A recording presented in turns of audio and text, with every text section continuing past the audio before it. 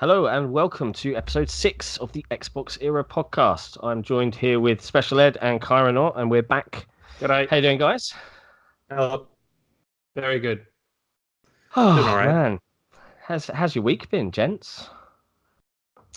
Well, Busy. I just started 2 weeks of recreational leave, which is good. Ooh.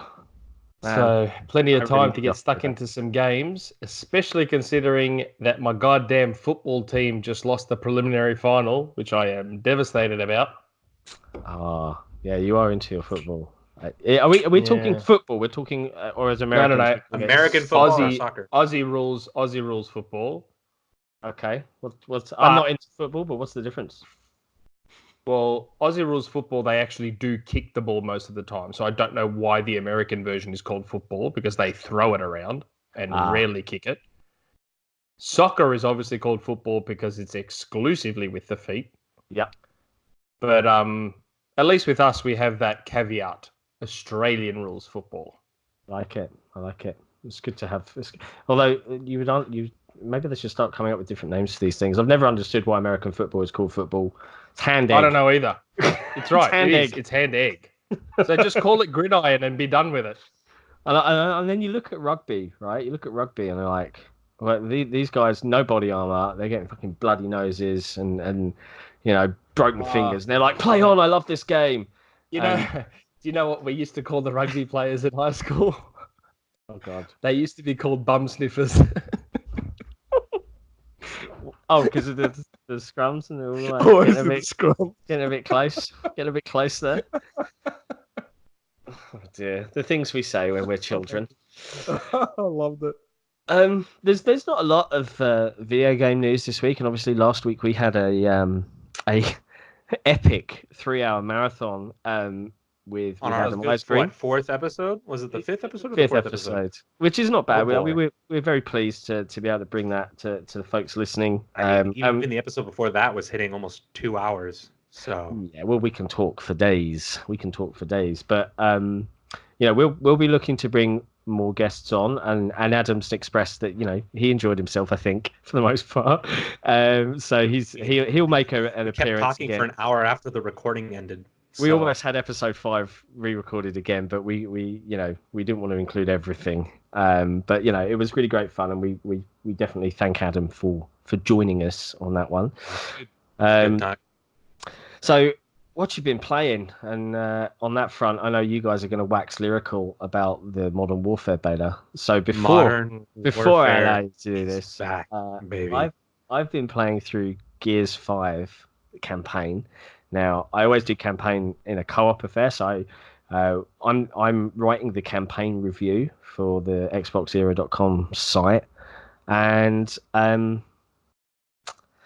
on Act 4. I've been playing it on not the hardest, like insane or whatever it's called, experienced, and there is a certain delicious intensity to some of the combat scenarios in Gears 5 that has us kind of like screaming at each other when the warden's coming after you with the big dual mace spikes. But whereas, if I had to put a score in the game, I'd score it quite highly. But at the same time, I've had a myriad of issues playing Gears, and it's left me with a little bit of a sour taste.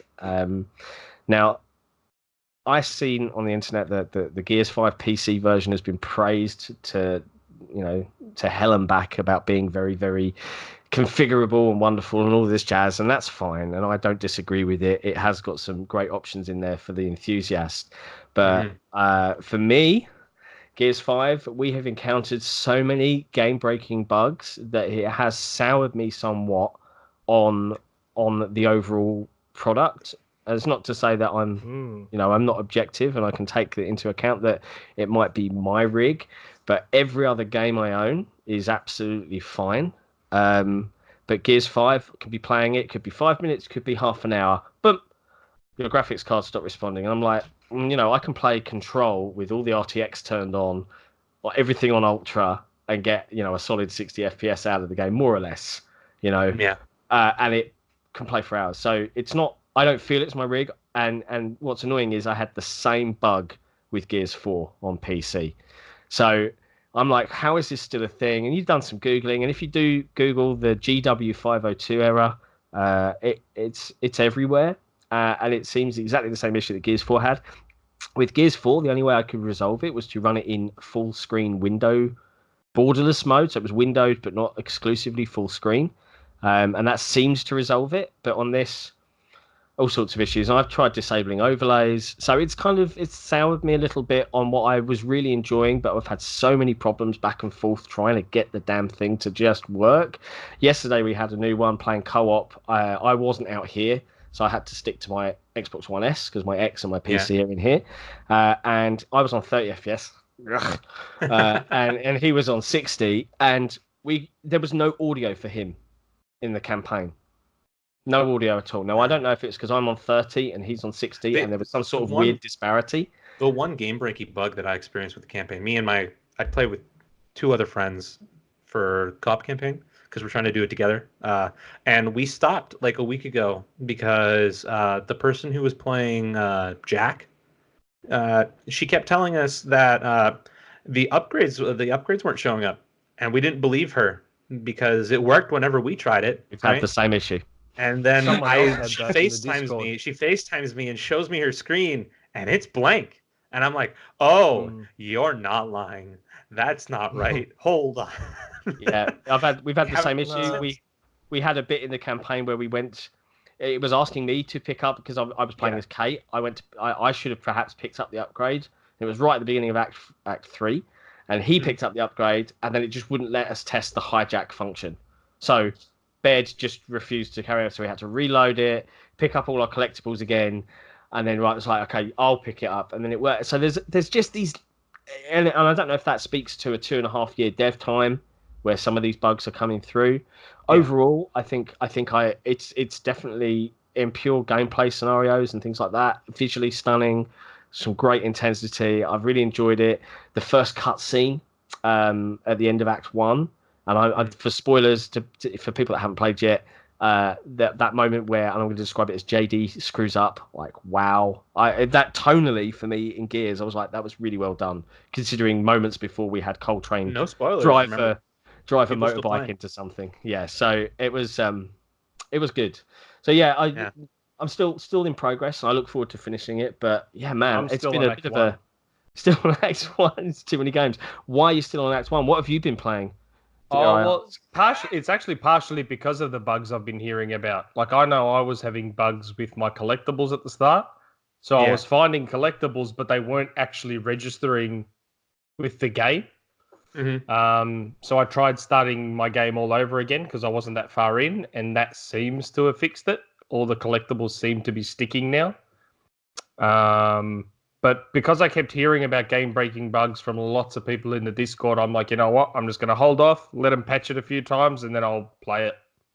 Yeah, my friends, like, we stopped playing Gears for the last couple weeks now, I think, because we just kept encountering like problems. We haven't had problems with the collectibles not being collected or achievements not popping, but we had that one campaign issue, a couple more beyond that, if I remember right. But the one thing that pissed us off was that the moment the game launched publicly, the hit registration fucking nosedive. I think was the server's got beyond bullshit. We'd be playing like 20 game runs of fucking PvP ranked, and nothing was like, we'd go up to them with shotguns, hit literally 20 fucking pellets, and do 30% damage, while the other person like hits us immediately and we fucking explode. And I can imagine that sounds like traditional Gears of War Nasher Fest. Yeah. No, this is that. No, it's not just the Nasher Fest, because even Gears 3 had the Nasher Fest, and it didn't have those fucking hit registration problems, like, at all. I mean, Gears 4 had what you are describing has been my Gears of War multiplayer experience from the original game through to now. Well, it's not been mine. So this you're in Australia. You don't get good servers, good ping times, or anything with the rest of the world. So this is your problem. Don't seem to on Gears, but every other game we're okay. Oh, because every other game bothers to include servers. Well, they've had their launch problems, and and massive congrats to the team. Microsoft announced 3 million players in the opening weekend, which that was huge. Which goes to show how many Game Pass Ultimate subscribers. When they said 3 million players opening weekend, did they count, or are they saying like the Ultimate Edition weekend launch, or are they saying the weekend after? No, they're including Ultimate Edition in that, I think, which is pretty good for them, I think. Well, the Ultimate Edition was the most played game. Remember, it knocked Fortnite off the #1 spot, didn't it? There was plenty of downplaying going on that one. Yeah. Because we all share our accounts with 7 other people. Remember? Yeah, and I'm on a $1 upgrade deal. Yeah, we all upgrade for $1, all of us. And I think, I mean, we'll come on to this later on when we talk about Game Pass. But I know you guys are itching to tell me, because I hadn't played it yet. Modern Warfare. Modern Warfare and how good it is, because in my group of friends, it's like, this could be the game of this year that we all get. It's the multiplayer game of the year. Honestly, in my humble opinion, it is the multiplayer game of the year. Nothing comes close. Right. Like, I love it. It is everything I wanted Call of Duty to be since Modern Warfare 3. Yep. Bar none. Like, Modern Warfare 3 was the last. You guys know it was the last good game for me, and I haven't played a one for me too. I haven't played a good Call of Duty since. And now, like, playing this again, I honestly feel like Infinity Ward came back to make Call of Duty just fucking amazing again. Like, let's be real.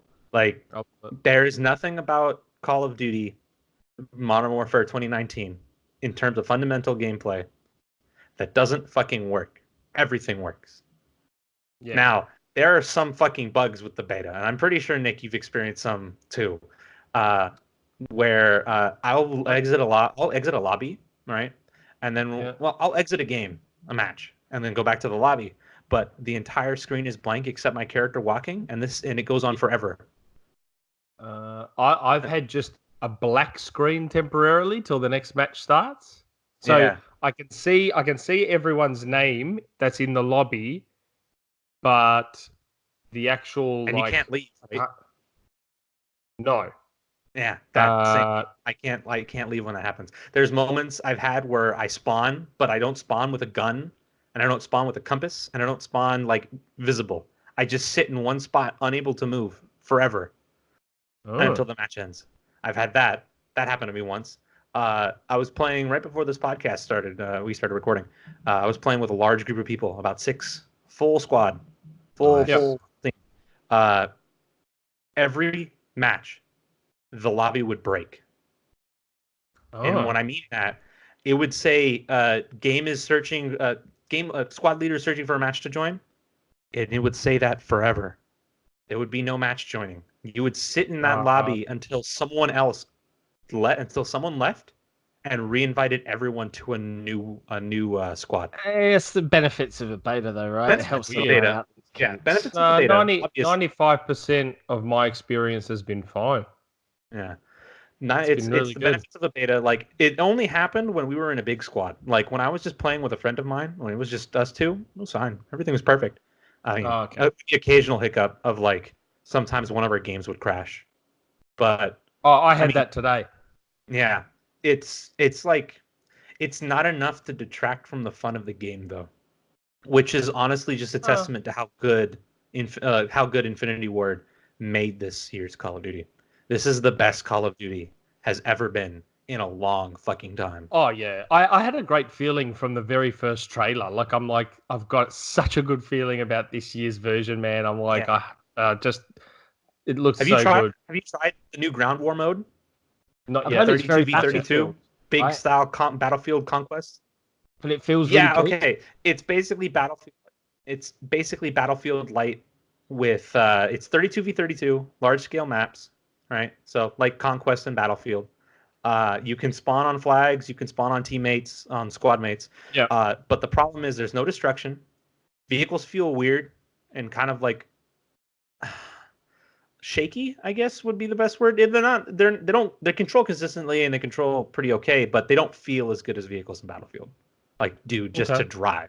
Yeah, well, the focus is on gunplay rather than on vehicle play. But I think I already mentioned destruction is non-existent because it's fucking Call of Duty, but it makes the vehicles feel weaker than Battlefield. Because if I'm fucking in a tank in Battlefield, I can just run through a fucking building and feel like a god. Yeah, that's that pretty building cool. will no longer be there. But I like it. It's a lot more close quarters. It reminds me of Battlefield 3, the close quarters expansion. Yeah. If anyone remembers that. That was probably my favorite expansion for Battlefield 3. No, was it Battlefield 4? It was Battlefield 4, I think. Yeah, it was Battlefield 4. And oh my god, I haven't had this much fun enough. Have you been playing Gunfight? That's the 2v2 mode, right?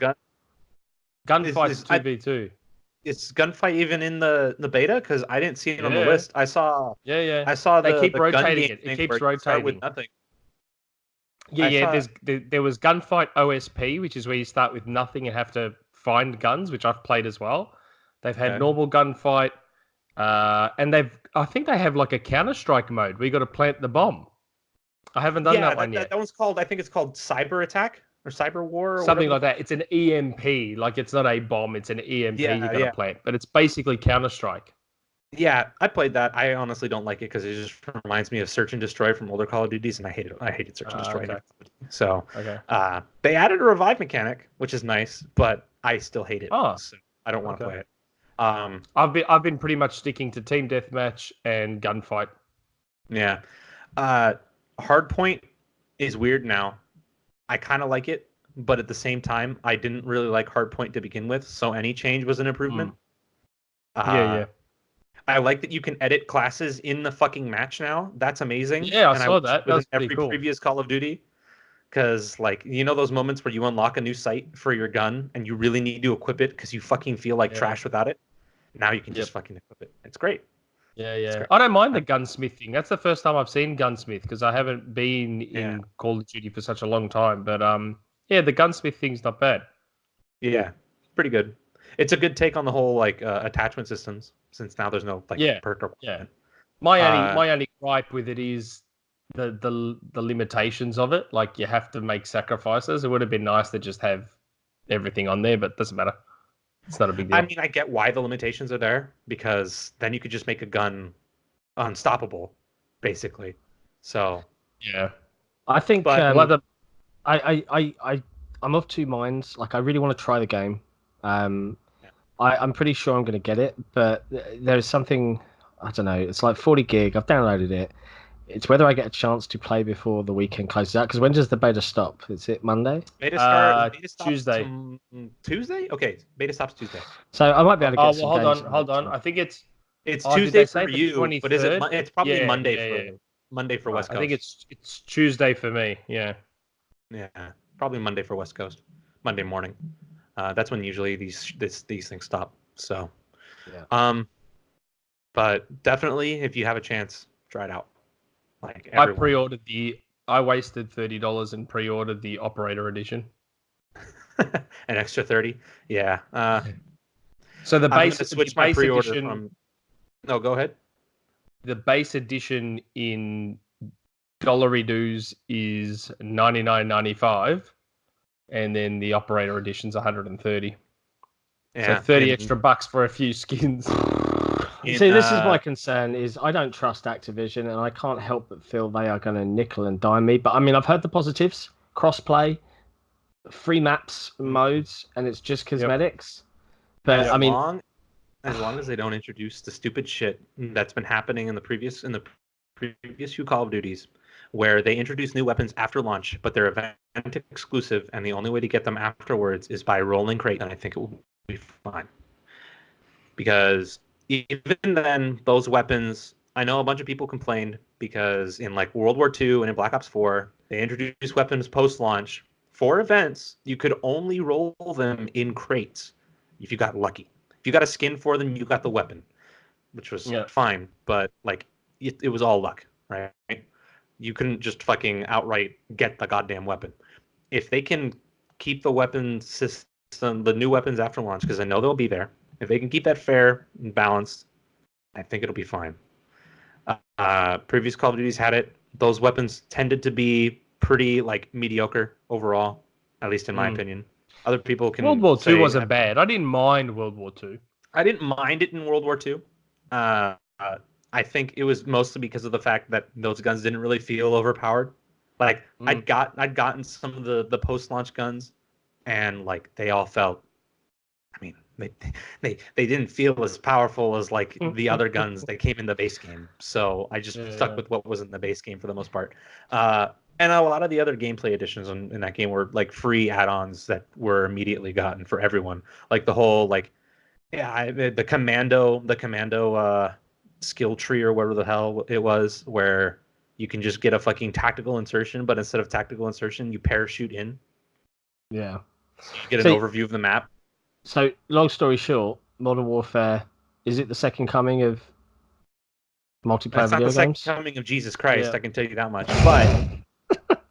But it is a return to form for Infinity Ward. A return to form that should have fucking happened with Ghosts, but didn't. And I mean, better late than never, because everyone was pretty much writing Infinity Ward off after Ghosts and Infinite Warfare. Pretty much. After Respawn started coming out with Titanfall and making great fucking games, no one gave a shit about Infinity Ward anymore. Yeah. Right. Yeah. But I think the team that they have there right now is heading in a good direction with the new Modern Warfare. A really good direction. Now, like, I'm curious now, because did they mention now that Sledgehammer is gone? Sledgehammer is off Call of Duty. Are they? I think so. Does that they're mean transitioning to a support studio? So what happens now? Does that mean they're just going to rotate between Modern Warfare and Black Ops each year? I don't know. Probably. Guess we'll find out. We won't know until it happens. So, because I don't see them going back to World War II again. No. Because we've been to World War II. People were like, "Yay, it's World War II," and then everyone was like, "Okay, let's just go back to modern real fast." Because like it got old because the modern day setting introduced all these new gameplay mechanics that people loved. Yeah. And then they went future and then introduced more that everyone hated. So we're going back. Yeah. My thing with future is that, like, Advanced Warfare, for example, I'm really torn on, because I think Advanced Warfare has one of the best campaigns that COD is that the one with has ever had. Kit Harington in? Kevin Spacey. Ah. Advanced Warfare has one of the best campaigns, but it is objectively the worst multiplayer in the entire series. Wow. It is horrible. Yeah, I can't disagree with that. Oh, it's so bad. I used to try and convince myself that Advanced Warfare was at least better than Black Ops 3, because Black Ops 3 dumbed down its most like exclusive mechanics. But now that Modern Warfare is out, I'm like, they're both shit, and Modern Warfare is the best. Yeah, I've been dying. Like the first three Modern Warfare games are basically my favorite Call of Duties. Although I do like Black Ops 1 a lot. Black Ops 1 was good. Well, I'll give it a go. I'll see how it feels. Anyone been playing Borderlands 3? No. I'm kind of over it. I know a bunch of my friends have, and it's interesting to me that a bunch of reviews came out and they were like, "Oh, it's Borderlands with some additional movement options and some new locations." From everything I've seen, from every review, and from every person I've talked to who's played the game, Borderlands 3 is essentially a better Borderlands 2, but with jokes and a storyline that didn't graduate from high school. Yeah. So, it if you're into the gameplay, great, because the gameplay is the best it's probably ever been for a Borderlands series game. Yeah. I just found the correlation interesting. You had some sites saying, we've waited this long and it's more of the same, and yet the scores were like 9 out of 10. And then, you saw Gears 5 where they were trying some new things and they were saying, it's more of the same, 6 out of 10. And I was like, it's the same website. I'm not going to say who it was. But I was just like, different reviewers, admittedly. So, reviews are an objective opinion. Subjective. That's the one. It's like 6 a.m. here. I'm tired. It's just I don't know. I still have friends. Well, not friends. I still know people who like that style of humor, and it's like I grew out of that like 4 years ago when I graduated. No, almost. How long has it been since I got out of high school? I'm 23 now. I'm about to be 24. I feel so old, man. I'm like double. It's been about 6 years since I left high school. Like, don't fucking groan, old man. Let's calm down. We're all getting old at the same rate. You know? No. Well, I'm way ahead, and Nick's way ahead of me. But even then, I still look the oldest. You guys are still fucking young. You're still under 40. You're fine. Only just. I was about to say I am just barely under 40. So you're encroaching on that big 4-0, man. But no, it's like I graduated from high school and the humor of Borderlands 6 years ago, and that's when Borderlands 2 fucking came out, and it's like 6 years later, and my head is not in those stupid jokes anymore. So I just find it kind of it's not my thing anymore. Yeah, great for the people that love it. Yeah, but I can't disagree. You should have fucking like grew out of it from high school. Yeah. So I think that segues us nicely into what I would describe as the hot topic of the last week or so on Reset Era, certainly, and perhaps the whole internet. And that is, that Game Pass has come around, burnt my house down, killed my dog, and threatens to destroy the entire industry. It's a double agent that's been sent to take down the games industry from the inside. Is this a surprise launch of a new Splinter Cell game? Splinter Cell Double Agent. Double Agent 2 coming 2020. It's blown my mind a little bit. Like, if you're looking online and the discourse was, and there are certain folks that are latching onto certain things. So like when Game Pass first announced, like Sea of Thieves, I think was the first game that launched on Game Pass from Microsoft that was first party, and it sold like number one MPD or whatever it is, and it had whatever coming in from Game Pass, and the rhetoric or the message was that Game Pass was helping games be more have more mind share and sell more, even though they're available on a subscription service on the cheap.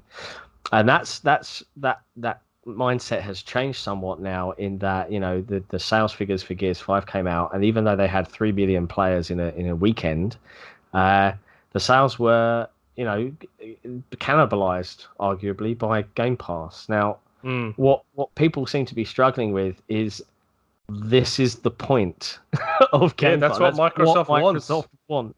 They're not crying in their breakfast cereal about how many sales threads are going wrong right now on the internet, or making console warriors feel better about their plastic box of choice. I think they're not understanding that it's a long-term play. It's not for now.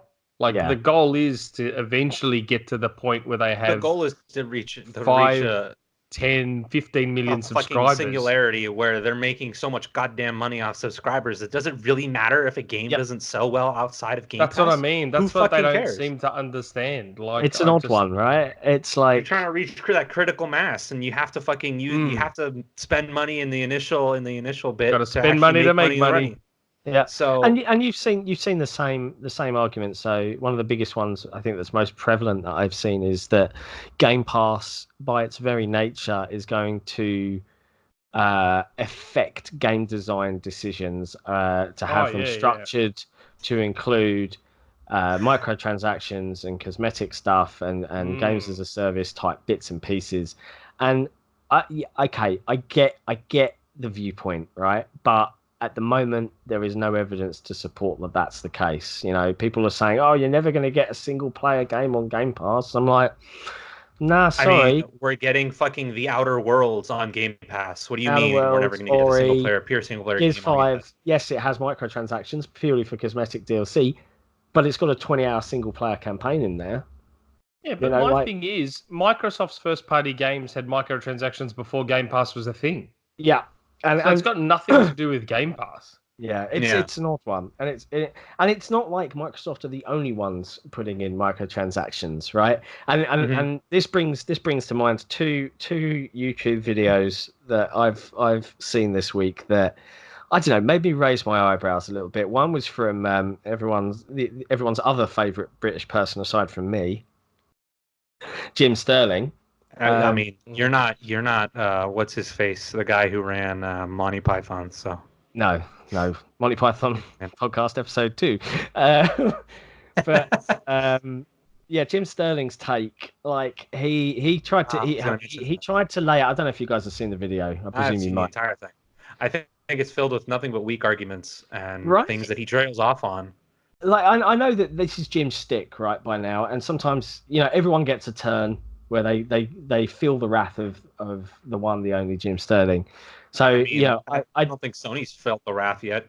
I don't know. I think they did when crossplay was kicking off. He hates how Nintendo fucking works sometimes, but no. But what the argument was when he.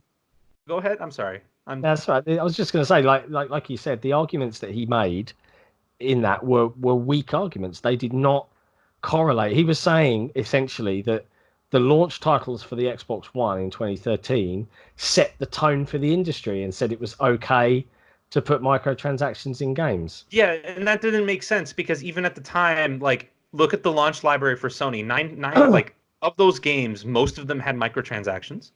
All right. Fucking Killzone Shadowfall had microtransactions, if I remember right. The best. Knack was only so massive launch platinum didn't have microtransactions. No. The thing that I didn't really get the most either was the whole argument of, well, Sony and Nintendo launched their consoles with great games, and it's like, no, Sony launched their the only one that's the exception to that is Nintendo with Breath of the Wild. Sony launched their fucking console with Killzone, a mediocre shooter, and Knack. Oh, it's not. It's not mediocre. It's not mediocre. At the Killzone Shadowfall is a quality first-person shooter that harkens back to the days of GoldenEye. It has bots in multiplayer. That's also one of the reasons I enjoy it, which also harkens back to the days of GoldenEye. Boom. Yeah, sure, whatever. There you go. Anyway, fans. But it's like Microsoft launched with terrible games, so you're just gonna you're gonna like look at fucking Rise. And again, Rise wasn't Rise was a good game. Well, I enjoyed Rise. Wasn't all of the microtransactions for that multiplayer only? He makes concessions towards the end of the game, saying Rise was a decent game that probably needed more time in the oven, which is what everyone fucking agrees with anyway. The arguments he was using were all rehashed shit from like the last 5 years. Like his first argument was something along the lines of like, I think it was that whole Microsoft set the tone thing. It's been like a week since I fucking watched that video. Yeah. But it was like Microsoft set the tone of the microtransactions for the industry going forward, and it's like no, the same fucking third-party games with the same goddamn microtransactions launched on PlayStation 4. Yeah. The same one. A second. Microtransactions have been a thing in video games since early in Gen 7 years. Yeah. Like, why is it a thing now? Here's the problem too. Is like, the whole lambasting of DLC and microtransactions, it is not an old like debate, right? Because even back before the digital age, the digital 360 age of downloading content patches and shit like that, we had expansions on PC, right? Where you paid an extra $20 to $30 to get additional content that only you and the people who bought the expansion had access to, right? Yeah. Like, fucking WoW was doing it with a goddamn subscription on top, where you had to pay $15 a month and then buy the expansion separately, even though you're already paying $15 a goddamn month for this fucking game. And they've had that since what, 2004, 2005? Yeah. Like, it doesn't make sense to say Microsoft was the one leading the charge when every single norm that you supposedly accuse Microsoft of accomplishing was a norm way before Microsoft ever started pushing it. You know what I mean? So the only real thing you have a leg to stand on with is the whole pay for online thing, which did get pioneered by Microsoft and Microsoft ended up pushing Nintendo and Sony to follow along, even though Nintendo probably doesn't fucking need to cost $20 a fucking year for a shit service. And the funniest part is that Microsoft's the one that's probably going to switch back to not charging for multiplayer. Yeah. I mean, that's still to be seen, but hopefully. Yep. The problem is the argument. I remember the first argument he did, the first part, whatever the fuck it was called. He ended up going something like "and Microsoft" or something at the same in that cadence, and then he trailed off into the next and then to the next argument, and it was like, "But you didn't conclude the first one." Yeah, I don't know. I feel it's a video comprised of the same arguments we've heard for 5 years, like I said earlier. A video comprised of the same fucking arguments. The same arguments that we've endlessly had to fucking discuss on Era and Gaff for the last 5-6 years. Yeah. You know? And it's odd. At least do your fucking research and come up with new arguments. Microsoft fucking pioneering microtransactions. No. These things have been norms since before Microsoft. Yeah. I get what I do agree with one point. One point he made, and I do agree with this, is that as a first party publisher, as the platform holder, they should be leading the charge in the experiences that they release are built, designed, and their whole purpose is to sell the platform, and by including egregious microtransactions, and I think that's the key here. I don't give a monkeys about microtransactions if it leads to a sustainable working environment for developers, right? What I don't understand is arguing for developer rights and no crunch and blah blah blah blah blah, and everyone should be, you know, fairly dealt with. You know, games aren't free to make, and yet on the other argument, even if that model supports development studios in all of those regards, to then scream, you know, why can't I have my whole game and everything that they ever release for it for $60 or whatever I've paid? Like, why do I have to pay more? So, you know, pick your poison. Because I much prefer the model that we have now, in that a game comes out, content that could split a player base is given for free so that everyone can enjoy it, and you don't have a case of haves and have-nots. And if the only cost to me is to watch other people pay for fancy skins, fine. I do not care. If it's a pay-to-win model, i.e. a player can invest 50 quid and have an advantage, that's a problem. Completely agree with it. But any other arguments beyond that? No. I think that's kind of like missing the other part of his argument too, because in all fairness, he has also argued on multiple times, and I'm still subscribed to him, and I still watch his videos semi-regularly. And one of his common arguments is that if the AAA games model requires microtransactions to even Sorry, Cairo, I don't want to interrupt you, but if you're going to say AAA and we're talking about Jim Sterling, can you please use the appropriate AAA? Thank you. That one. Yeah, he does that weird fucking accent every time. He's spitting the words out of his mouth. But I've never seen a Jim Sterling video, so the argument he consistently makes is that if the AAA model requires microtransactions to functionally exist as it currently stands, then the AAA model is unsustainable, and games should be scaled back to support a lifestyle that doesn't require game crunch, doesn't require development crunch, doesn't require a player to pay more after the game's release, doesn't facilitate games coming out broken, which has happened multiple times. This gen in particular was gen in particular, yeah. From everyone, fucking everyone probably except Nintendo, because Nintendo has fucking never released a goddamn game for the Switch that is fundamentally broken. Seal of Nintendo quality, boys and girls. Yeah, go Nintendo. You still have a shit online service that you charge $20 for every fucking year. I was about to say, didn't Smash have online problems games that aren't fucking broken? I mean, okay, Smash is one exception because you're talking about the online system, but that's just a consequence of fucking Nintendo not investing in dedicated servers. They don't know what online is still. They don't know what the fuck online is. It's been 20 goddamn years and they still don't know what online. Nearly 20 goddamn. You got your friend code. Maybe it's because I'm old, but I still find that even base games today, people say, content gets split off for DLC and all that sort of crap. But I still find that for the price we pay for our games are so much longer than they used to be. Like, I just think about the money developers and publishers must have been making in the 80s and 90s, because we were paying more money back then for games. And those games were being put together by teams of like 5 or 10 people and cost nothing to make. Yep. And just, they must have been fleecing something.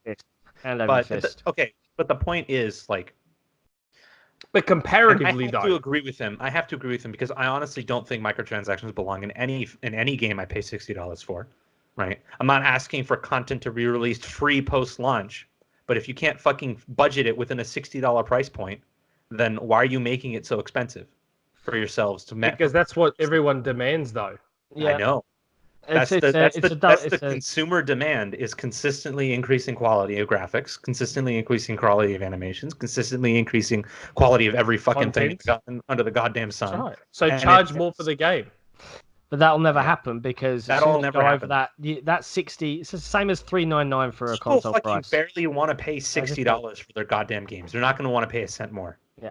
Yeah, well, bar none. Can't have your cake and eat it too. I'm going to wait for Game Pass. I've never understood that. I'm going to wait for a sale, or I'm going to wait for yada yada yada yada yada to fucking happen. And guess what? That means you get less people fucking paying out the ass for a $60 game. Yeah, games are cheaper now, but people don't want to fucking pay $60 for a goddamn game. So that phrase, have your cake and eat it. Like, if I've got cake, I'm going to eat the cake. Like, I don't get it. I don't get it. You can eat it too. That's the thing. Well, that's why I've got the cake. Damn it! I don't have the cake to look at the cake. I look at the cake and I buy the cake and I eat the cake. I don't get that. It is a weird thing. Increase the cost of the base game and found that the market was willing to bear that strain.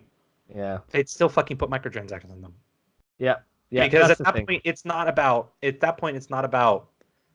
We need this to fucking fund development, because they have the money to fund development. These are large corporations with billions of dollars in assets. They can do whatever the fuck they want with their money, but they choose to hoard it and say, we want all the money in the goddamn world. And they consistently can't have that. You see Capcom fucking saying, we're going to sell 10 million copies of such and such game. Like, fucking Remember Me, if you guys remember that fucking game. I did. I think it was and then it predictably fails to meet sales expectations, and then they say, oh, I guess the players just don't want this. No, it's because you fucking said we're gonna sell 10 million of this when you're never gonna fucking approach that number. Never. Yeah. It's mad. So there's some crazy expectations from some of those people. These corporations want all the goddamn money in the world, and at that point, I do agree with Jim Sterling 100%. Games should be scaled back. I'd be fine with that. Like, I think this is where Game Pass could be a good thing. That are produced economically reasonably than huge fucking big ass games that take an arm and a leg and people's lives to fucking make, and we still have shit like microtransactions. Fuck that. Well, this is where Game Pass could be good, right? Because now there's a focus on titles that won't sell $10 million, that are playing to a niche market, Flight Simulator, right? That's not going to sell 10 million. It might be tried by 10 million people across PC and Xbox because it's Game Pass. It's because there's 10 million people trying it that otherwise wouldn't. And this is why it funds, and this is why I think Game Pass is generally, and Nick, I think you've said this, the best thing to come out of this generation, and there isn't a game. Right, because it's going to allow. Look at Bleeding Edge, right? And we've spoken about Bleeding Edge in this podcast. I've still yet to play it. I'm now in. I've got my alpha invite or whatever it is. So I'm going to try it out. I still don't have it. Well, you got to be on the Cool Kids Club list, so I don't know. Maybe that's why. I mean, me and John here are pretty much right there. Bleeding Edge. If it came out, it would not sell. It would not sell. And there's no offense to the developers. It would not sell because it is not doing something a very enormously game with a very different. Niche focus. But for Game Pass, that is a game that you could hop into with some mates and just try it out and have a laugh. And if you enjoy it, great. And some people might stick around. Those kind of games, even if it doesn't set the world on fire. It's a differentiator. It's a different title.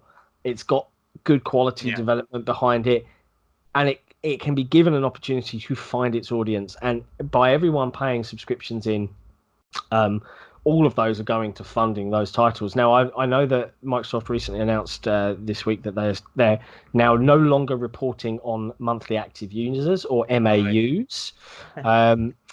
Now, of course, certain folks have jumped on that. Oh, it must be underperforming terribly.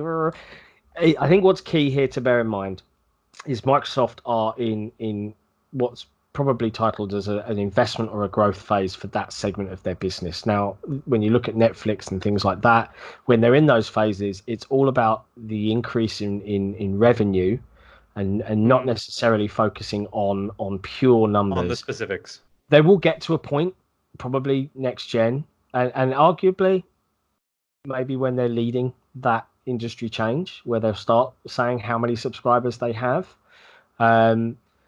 You could argue that at a bare minimum, they've got something like 3 million more over that, something like that. I think they're probably around the 5 million mark. Yeah, 5 or 6 million sounds. That's my guess. Like a generous guess, but a guess nonetheless. I genuinely think, and this is the thing, people are saying, how are they making money? They're selling it for $1, they're selling it for $2.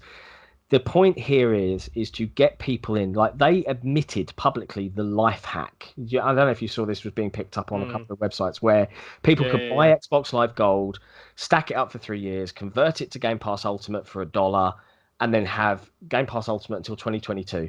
Oh, they're wasting money. No, they are locking you in so that when they launch their console next year, as a consumer, you think, oh, I've got this till 2022 on PC and on Xbox. I don't have to pay for anything. Buy a Scarlet. I may as well buy a console at launch. And that's the point. That's what they're doing.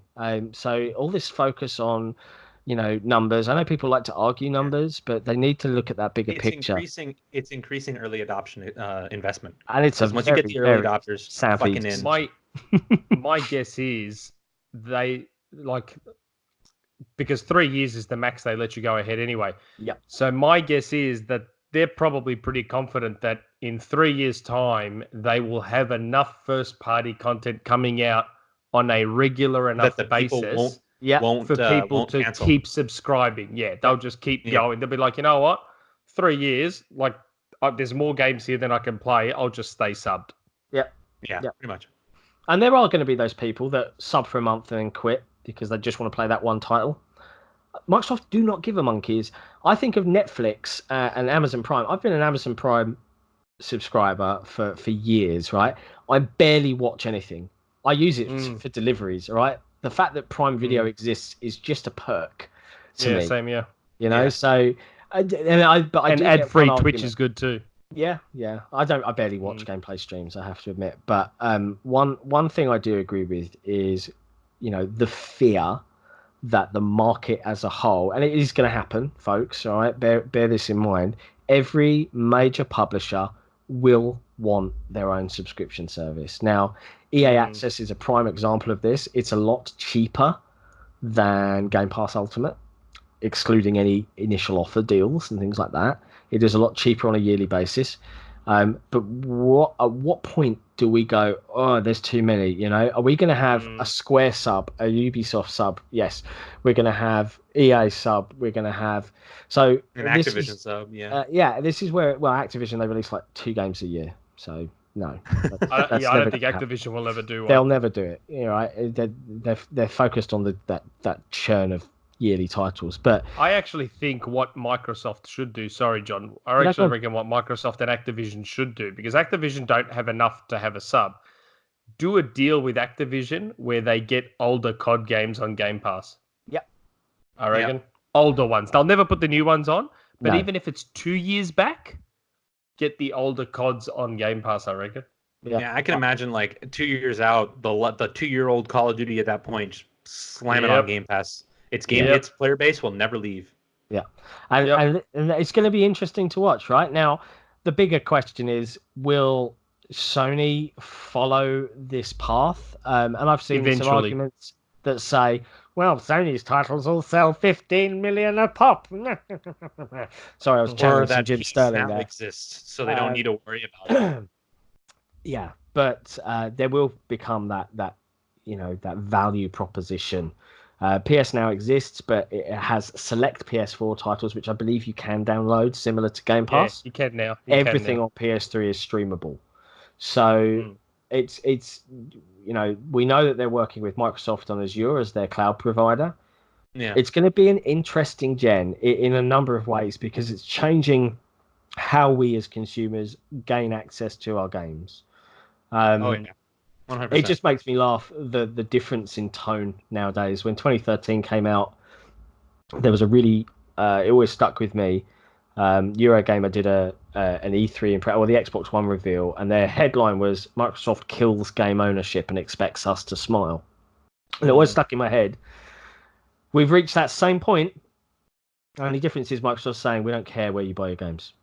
And that's the better approach. So it is going to be interesting to see what happens. And speaking of Microsoft and Sony, we have two things happening next week. One is Inside Xbox, but I feel that this one's going to be overshadowed somewhat by Sony announcing their State of Play, where Last of Us 2 is going to be seen on the same time period. I'm not expecting much out of Inside Xbox this week. Next week, this week coming. I know that they're going to be doing some bits and pieces on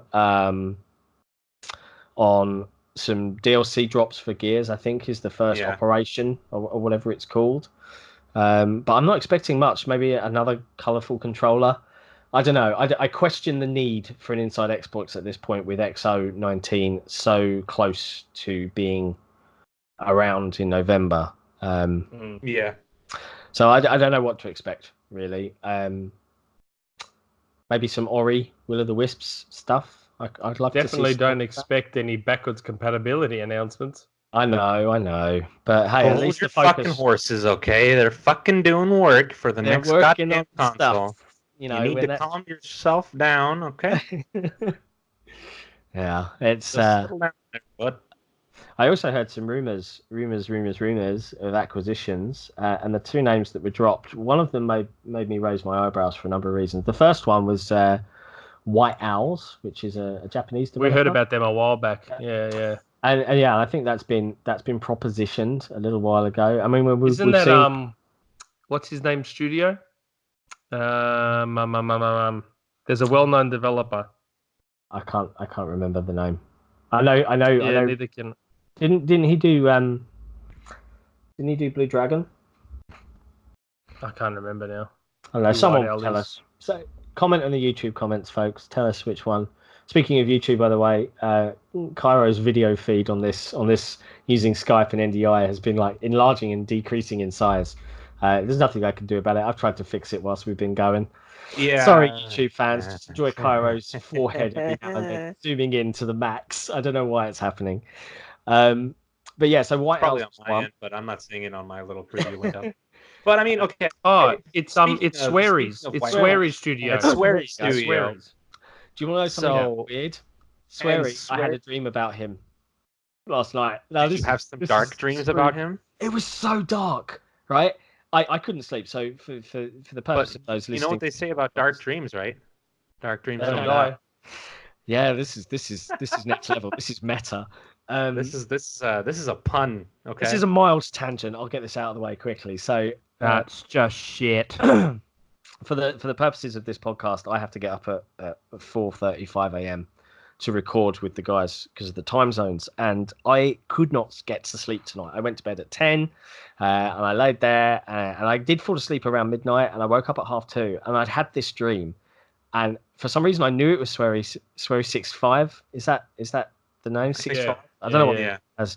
Yeah. And in the dream, there was some LAN play of a game, and I can't remember what game they were playing, but it got really weird. Like I think his mum was really ill, and he was overworked, and he couldn't get his work done.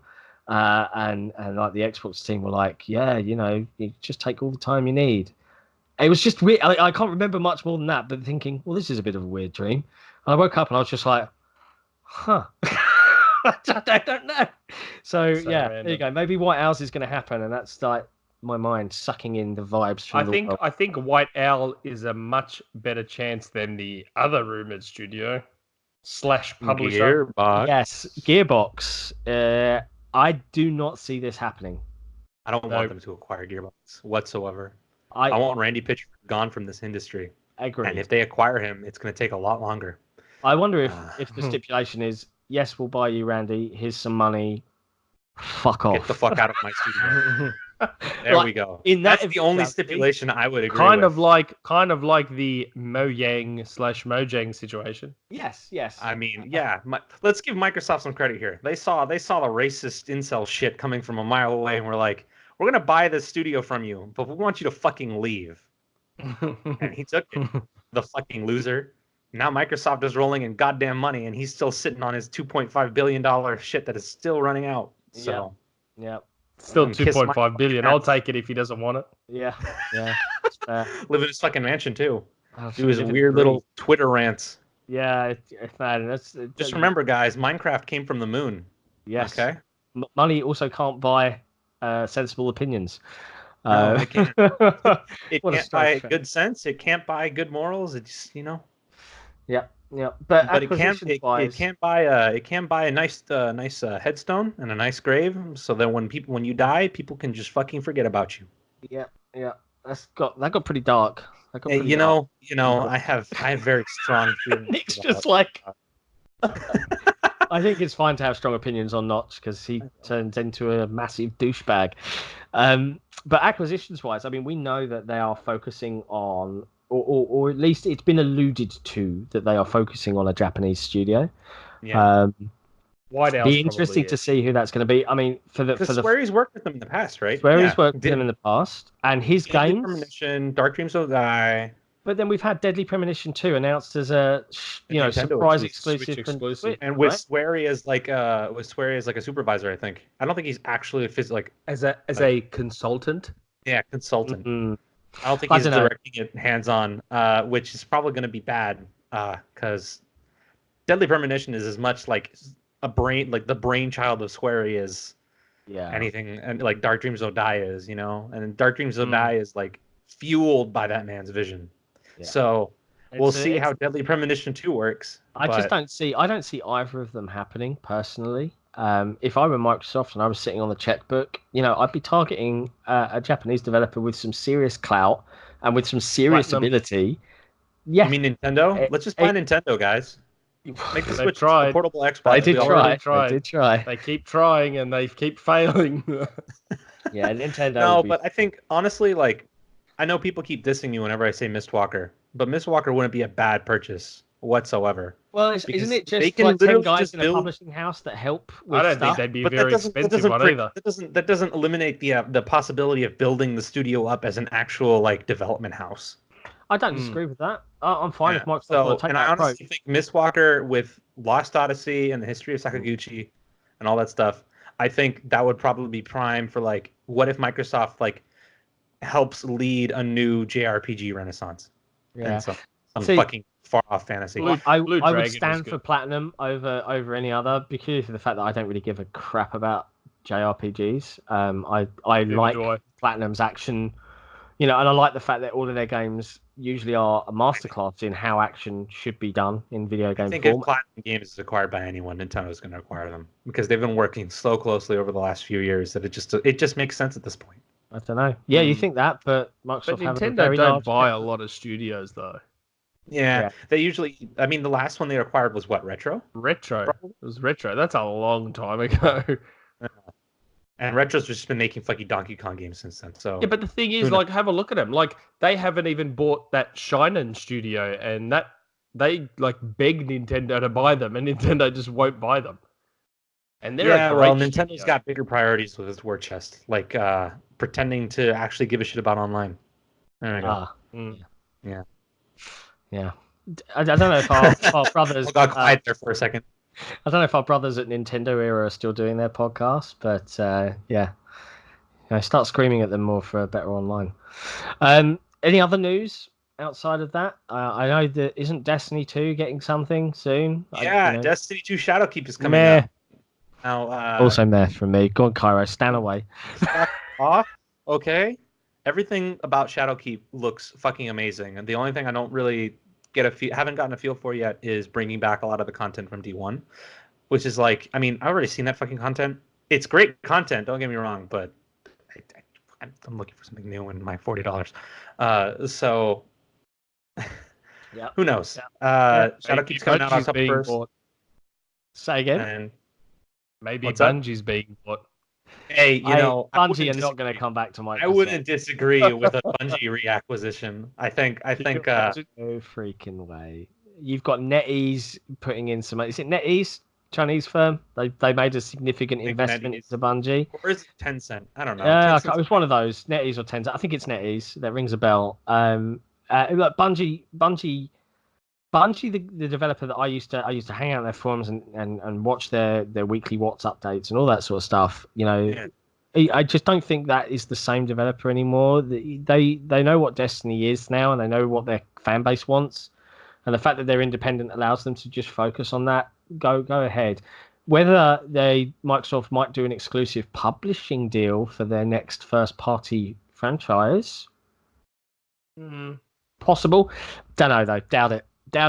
I don't think Microsoft don't seem to want to pay for exclusive like marketing rights and stuff like that anymore. They just don't seem to really do it as much. I mean, okay, let's be real here. If given the chance of getting the exclusive marketing rights for several years of one of the big tentpole third-party releases, they'd fucking do it. Yeah, like they'd be stupid not to. Yeah. Right? Well, I don't think Bungie would agree to do an exclusive, though. Is more what I'm saying. They wouldn't say. I think after the stint with Activision and the whole fucking fiasco between like the PlayStation exclusivity of like certain weapons and certain missions and shit, I think Bungie's like, we don't want our players pissed off at us anymore. Yeah, because we already have our hands full enough of that. Yeah. So, speaking of Bungie, I'm wearing my Halo Master Chief Collection T-shirt. Nice. Top left one in Halo Infinite. It's the 10th anniversary of ODST today. The second best Halo game. Yeah, I don't disagree with you. I think it's definitely up there. I loved ODST. I think Proven on XboxEra.com is doing a little retrospective piece looking back at ODST. And I feel sorry for Bungie at this because they wanted to release this as DLC for Halo 3. And Microsoft were like, no, it must be a $60 release. And it came out, and did it deserve to be $60?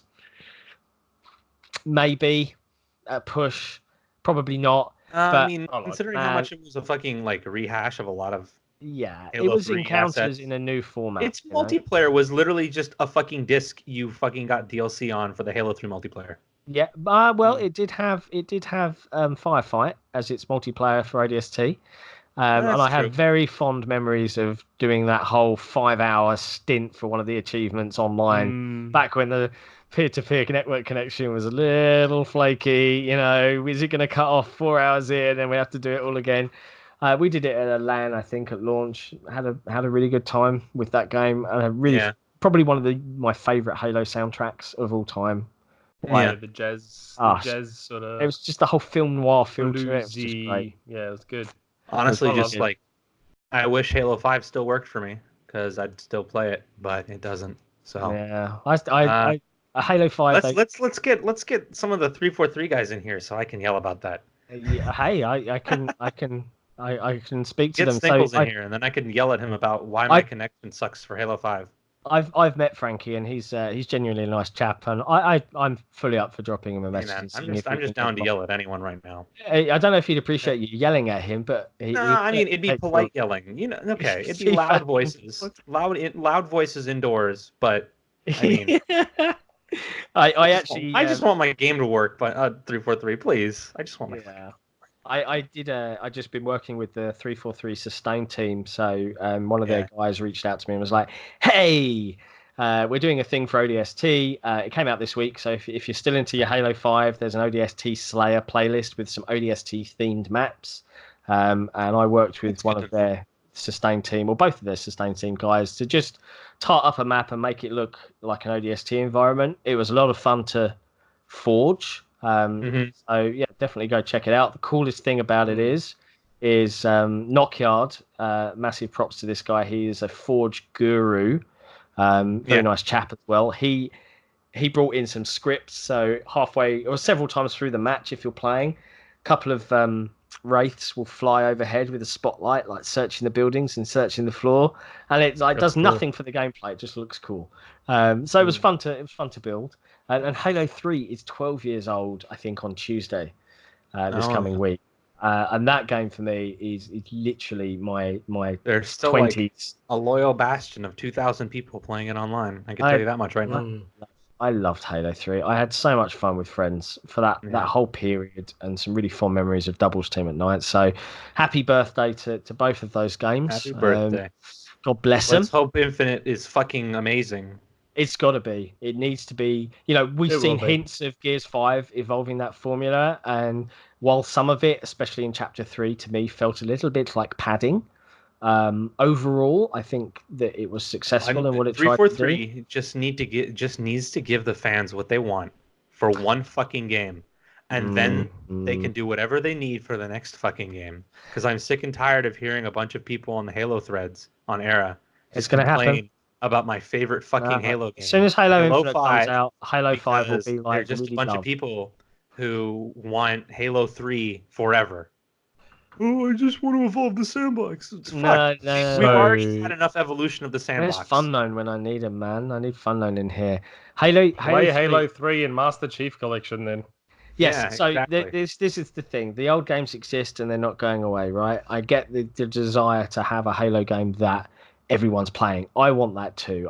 I miss having my group of friends all just playing Halo. And I think the closest I'm going to get to everyone playing that one game is probably going to be Modern Warfare later this year.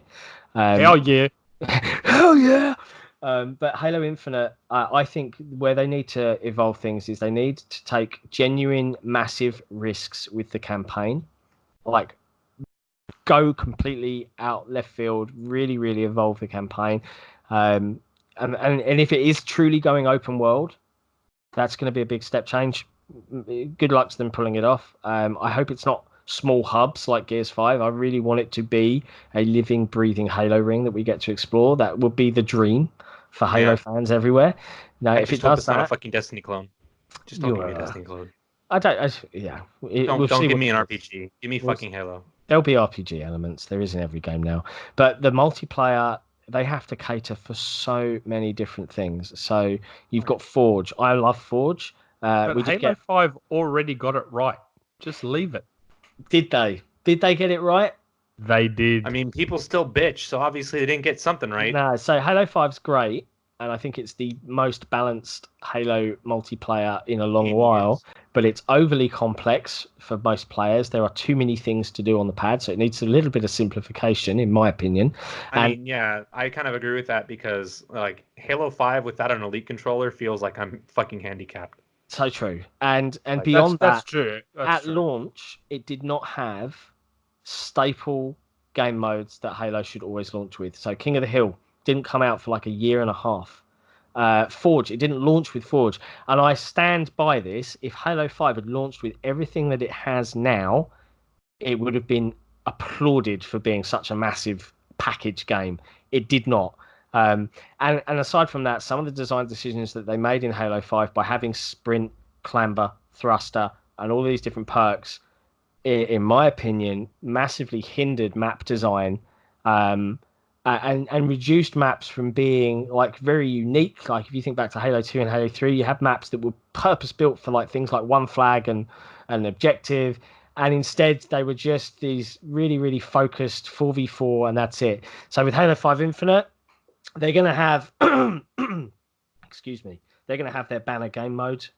I bet it's going to be some form of Warzone evolution, Battle Royale, if it's open world, something like that. But they will absolutely have their core 4v4 where you can have everything. The biggest thing I have heard is that Halo Infinite's Forge is looking to evolve it to be on par, mostly, but using a pad control and simplified controls with professional level editing, which I would love because Hell's yeah, get me in on that. It's my crack addiction. Designing I still think they need to improve texture importing. Because using stock assets sucks.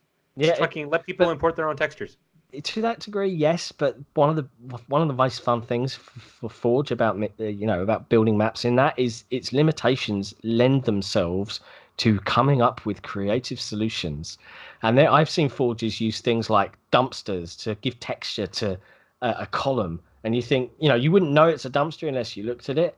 But when you suddenly go, oh god, they've used like a door to make it have this little extra texture. So there are really clever people out there that do some amazing things. One person I would wholeheartedly recommend looking at on Twitter. She does some amazing artwork within Forge. Not all of it's playable because she uses things with textures that cause the frame rate to plummet, but if you were to look at them, you wouldn't think that you're looking at a Halo 5 Forge map, and that's a testament to her ability to kind of pick on colors. And check it out, it's Wyvern Zoo on Twitter. She's definitely worth a look and a follow if you're into your Halo 5 Forge level design and colors and things.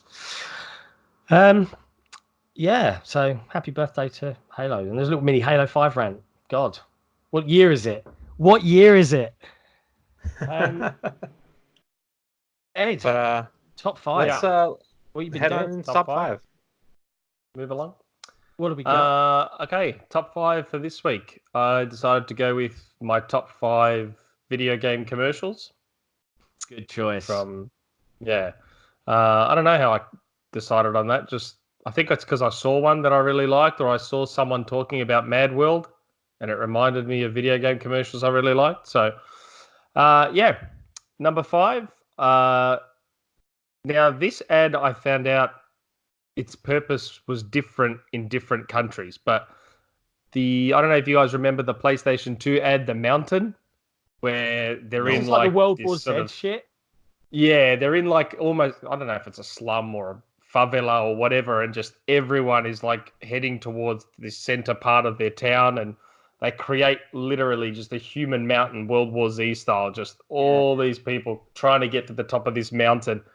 Really, really cool ad. And in some countries, it was actually, I believe, their ad for launching PlayStation 2 online. Because it had like a King of the Hill motif, like the people that are at the top were like, yeah. But I know in Australia when I saw it, it was just for PlayStation 2, sort of like I think the tagline's "Fun Anyone" or something like that. But it was actually a really, really cool ad. It'd be great if we could sort of play it in the corner or something like that. But yeah, it was a really, really good ad. I think that's a copyright notice right there. Yeah, you mailed probably directly to John. Yeah, maybe. You can check out XboxEra.com for Ed's top 5, so you can actually watch these adverts. By the way, for people. Yeah, I've linked them all in the highest sort of decent quality I could find at the time, because a lot of these ads are kind of old. Yeah, especially that mountain one. Yeah, man. But yeah, that was a good ad. Number 4. Another PlayStation ad for PlayStation 4, so a little bit more recent. It's called Perfect Day.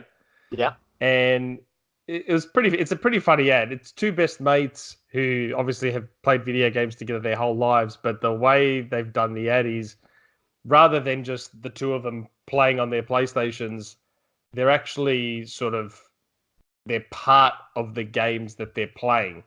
So like they're sitting in the real world, right? So like if they're playing a racing game, they're in cars chatting. There's a drive club. There's a drive club part of it where the two guys are each in a car as part of drive club. One runs the other off the road. Then there's a part where they're in Killzone Shadowfall and they're shooting each other. And the whole ad, the two of them are singing Perfect Day by Lou Reed for the entire ad. It's actually pretty cool. It's a funny ad if you can check it out on the website. It's really good. Yeah. Number 3, we're getting through these pretty quick. This ad, I really, really love this ad. I remember seeing one. I really remember. This was the viral jump rope Xbox 360 jump in, jump rope ad. So like nothing to do with video games. Like if you were to just see that ad, and if they didn't have the Xbox 360 splash screen at the end, you'd have no idea what this ad was for. Yeah. But even in isolation, even just the jump rope activity that's going on in this ad is unbelievable. So they're just they're out in a yard some like community playground type thing, and there's all these people doing these cool jump rope tricks, and I love the song from when I was a kid. Like, embarrassing story, but I used to like attempt to breakdance as a kid, and I absolutely fucking love this song. It's called Dindada by George Kranz. Really, really cool song. And yeah, so there's all these jump rope tricks, and then right at the end, it's just 360 splash screen, jump in. So it's just like, I don't know, it's just this perfect ad. Yeah, I remember this one, and it was unique because I think at the time it didn't have any video game footage in. You didn't know what it was about until right at the very end, and it was just simply people in a community playing together. Yeah. It was a really cool ad. And here's a cool tangent for you. You mentioned wanting to be a breakdancer. So I actually went to school with a guy called Joe, and for privacy reasons, I won't give his full name. But this is probably going to make a few people Google him. So I was browsing Facebook last night, and Joe is a massive breakdancer. So he's done a bunch of stunt work for Harry Potter. He did some adverts for Mini, I think, when the new Mini was launching. He's a really, really healthy guy. Now, he stands for short people, right? I'm short. He's like down to my shoulder height, but he is physically really, really fit. Anyway, he's a really good breakdancer who does breakdance classes for lessons for adults and things like that. And he teaches his kids and stuff like that.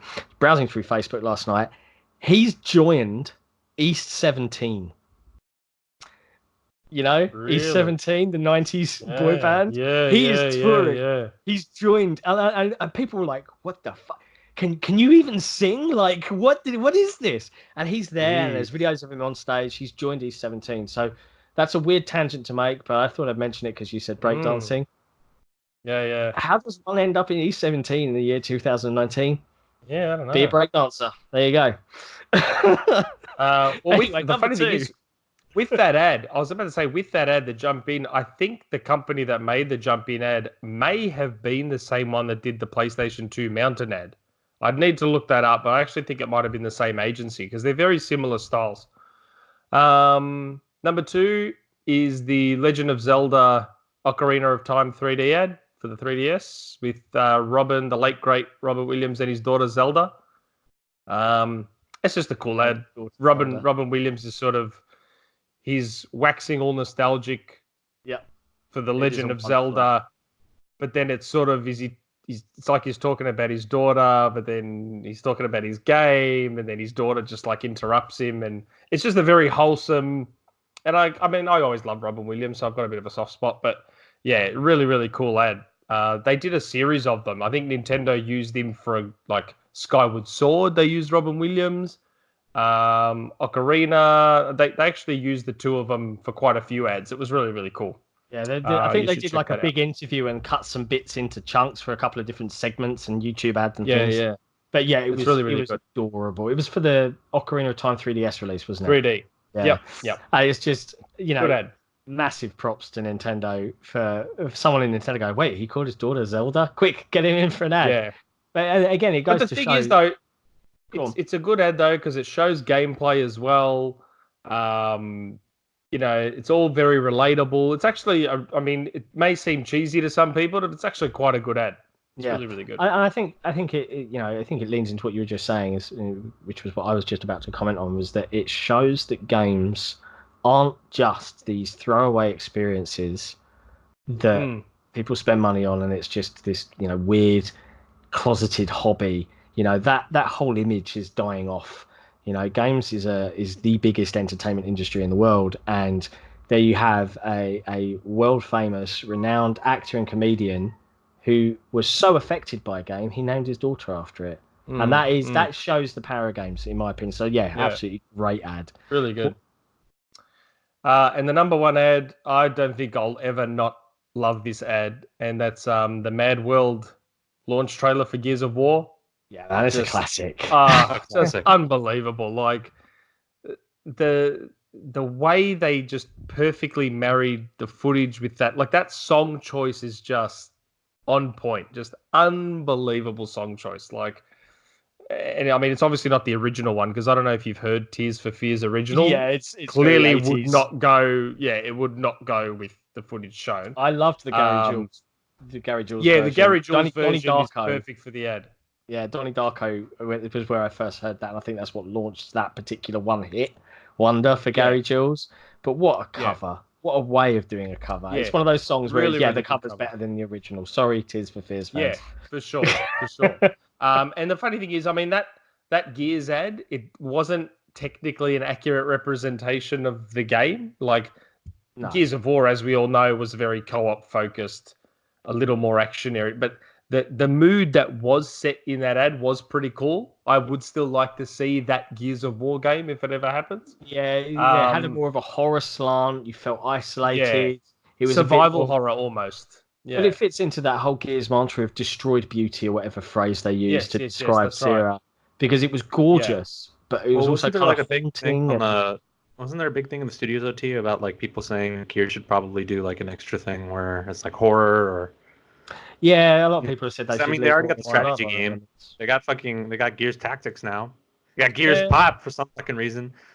I think a Resident Evil style survival horror game for Gears could work real well. I could see it, but I don't see that ad. That ad is just, it's unbelievable. Like, you just, I don't get tired of seeing that ad. It was so good. Yeah, I have a question. So I know that I think you only picked ads that were aired. Because there's one ad that I actually saw. Ah, right. There's other good ads out there that, like, for example, there's, Sega did a bunch of ads in Japan for the Saturn with Sagata Sanshiro or whatever his name was, and they're hilarious. If you watch them on YouTube, they're absolute classics. But I never saw those. They never aired here in Australia, so I didn't include stuff like that. And Standoff, the 360 ad Standoff. Yes, that's exactly the one I was going to bring up. Yeah, it got banned. It got banned because it was encouraging gun violence and all that bullshit. Brilliant ad. Unbelievable ad. Good. But again, it never ran. Like, perfect. Such a good ad. It's a real shame that one looked after Xbox back in that gen. I don't know where their ingenuity went, but it felt sorely lacking. And just touching on Gears Mad World, I know that every Gears game has tried to have its Mad World moment. None of them have ever come close to the original. I mean, did you see the Mad World trailer for Gears of War Ultimate Edition?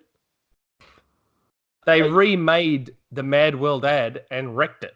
Yeah, it was different gameplay cuts and actual things in the game. It was all they had to do was take the original ad, recreate it the exact same way with the new visuals, and that's all they had to do. Yeah, but instead they changed it and just it was yuck. It was yuck. Yeah, it's yuck. That was a good top 5, man. It's interesting. Marketing in video games is hard because as a gamer, I want to see gameplay. But and an advert, it doesn't really always fit because usually a gameplay loop is longer than a 30-second ad. So most ads usually try and fit a tone or focus on a feature of sorts. Yeah. So it's also, since we've talked about Call of Duty a lot, shout out to a lot of the more recent Call of Duty ads, which are really cool, where they've used celebrities. Again, similar to the PlayStation 4 ad. Perfect Day one. Similar to the Perfect Day ad, where like these celebrities are actually shooting each other, like as if they're in Call of Duty. They're actually quite funny ads. Yeah, they're good fun. They're good fun. It's only time Activision makes any marketing, I guess, when Call of Duty comes out. God, Activision. I mean, if you want them to make better ads, just turn off your ad blocker. There you go. Yeah. Ad blocker? I don't use that. So I mean, we were very conscious, I think, going into episode 6 of this podcast. We didn't want it to be another 3-hour fest, so 1 hour and 23 odd minutes is pretty good going, boys and girls. That's not too bad. So we'll sign out. It's hilarious. For the last 5 minutes I've been hammering on my mute button because even though it's Sunday morning 7 a.m, I have to lock my back door as I come out to this office, because otherwise my kid would just walk in and be like, "Hello, Daddy," and I can hear him screaming "Daddy" from his bedroom window because he knows I'm out here, and I'm thinking my fucking neighbors are gonna kill me. You're like, "Daddy," just like, oh God. So now I've got to go in and get him to be quiet for a bit. Oh, God, children. Yeah. So thank you for listening and tuning in. The Xbox Era podcast will return in a couple of weeks as normal. We're working on getting some more guests, and we won't drop any names, but we have a list of folks that we want to get on. And obviously, come November, I'll be at XO 2019 personally, so I hope to coverage. getting some cool moments, and we'll see you all soon. We'll see you online in Modern Warfare. Oh God, I really need to load that up. All right, everybody. Catch you later, guys. Have a pleasant night. Ciao. See ya.